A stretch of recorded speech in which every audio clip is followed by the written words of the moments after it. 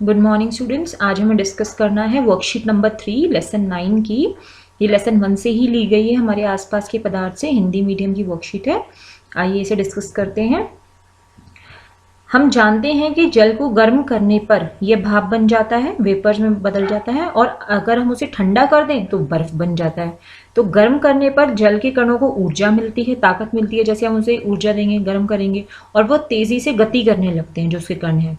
और एक निश्चित तापमान पे जैसे ही टेम्परेचर पहुंचेगा तो जो कण है उनमें इतनी ऊर्जा आ जाती है कि वो आकर्षण बल को तोड़कर स्वतंत्र हो जाते हैं। जो कणों के बीच में बल होता है उसको तोड़ देते हैं, और उसके कारण क्या होता है, ये अगली जो अवस्था है यानी गैसेस की अवस्था, जो तरल चीजें हैं वो उसमें बदलना शुरू कर देते हैं। तो इसी को जल का उबलना या क्वथन कहते हैं। और यही भाप बनकर, भाप मतलब जल वाष्प बन जाता है बाद में।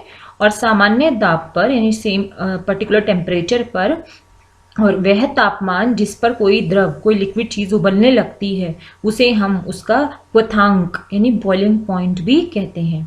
तो इंपॉर्टेंट हो गया बॉइलिंग पॉइंट, क्या हो गया, क्वथांक, जिसे एक पर्टिकुलर तापमान पर, टेम्परेचर और प्रेशर पर जब कोई द्रव चीज, लिक्विड चीज उबलना शुरू कर देती है तो उसे क्वथांक कहते हैं। ठीक है, अब आगे देखिए। उबलते जल का तापमान यानी क्वथांक गुप्त ऊष्मा के कारण, या जो लेटेंट हीट होती है उसके कारण 100 डिग्री सेल्सियस ही रहता है, जब तक पूरा जल भाप में, वाष्प में बदल नहीं जाता। और वहीं अगर हम बर्फ के तापमान की बात करें तो बर्फ क्या करता है, पिघलता है, तो उसे बोलते हैं गलांक, जिस पे वो पिघलता है, तो वो होता है 0 डिग्री सेल्सियस।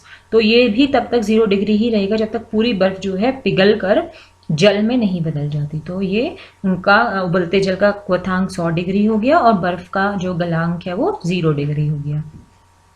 अभी क्वेश्चंस देखिए, आपको सॉल्व करना है। ये जल का क्वथांक क्या है और जल का गलांक क्या है वो लिखेंगे क्वेश्चन 1 में। क्वेश्चन 2 में कह रहा है कि एक बर्तन में जल को 10 मिनट तक उबाला गया, इस दौरान कई बार प्रयोगशाला तापमापी से जल का तापमान नापा गया, जो हर बार 100 डिग्री ही आया। ऐसा क्यों हुआ, जबकि जल को लगातार ऊष्मा देकर गर्म किया गया था। बार बार वो देख रहे हैं कि जल को गर्म कर रहे हैं तो उसका तापमान हर बार 100 डिग्री ही आ रहा है, ऐसा क्यों हो रहा है वो आपको बताना है।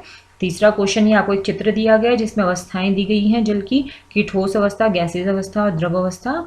तो आपको ये कंप्लीट करके लिखना है और नीचे बताना है कि ये उल्टे सीधे स्टेप लिख दिए हैं। आपको इसमें जो गलतियां हुई हैं उसको ठीक करके नीचे लिखना है। इन्होंने सीधा देखो ठोस से गैसेस दिखा दिए, जबकि ऐसा नहीं होता।